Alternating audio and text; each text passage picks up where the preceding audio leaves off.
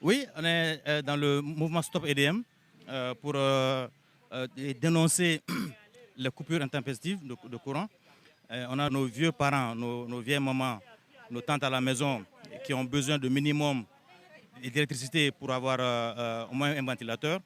Et si EDM n'est même pas capable de nous offrir ce minimum-là, je pense que nous, en tant que citoyens, c'est un devoir pour nous de manifester pour revendiquer ce minimum de droit à l'électricité. Étant donné que chaque particulier aujourd'hui a un compteur prépayé, c'est-à-dire que nous ne devons pas un centime à EDM, parce qu'on ne consomme que ce qu'on paye avec EDM et on ne peut même pas avoir. Maintenant, même ceux qui ont un groupe électrogène sont confrontés à ce problème-là, parce que si tu payes ta facture, tu payes le gasoil et on se dit aussi que peut-être en payant le gasoil, les temps où on n'a pas le courant à la maison, la facture va au moins diminuer, mais non, c'est pas ça. Et bizarrement, la facture grimpe, on consomme moins, on paye plus.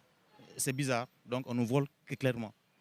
C'est triste, c'est seulement un droit constitutionnel de manifester, et surtout que c'était un sitting. On avait 1h30 de sitting. Nous ne dérangeons personne. On était sur le parking entre EDM et la route. Nous ne dérangeons personne. Et les forces de l'ordre, il y avait un déploiement exceptionnel de forces de l'ordre. Je ne trouve pas que ce soit naturel qu'on paye pour ce que nous ne percevons pas et nous ne recevons pas. Et à notre grande surprise, on a vu tout un bataillon devant EDM, vers la PECAM, vers la pyramide de souvenirs. Ceux qui sont censés nous protéger sont là pour nous réprimer parce que nous réclamons nos droits.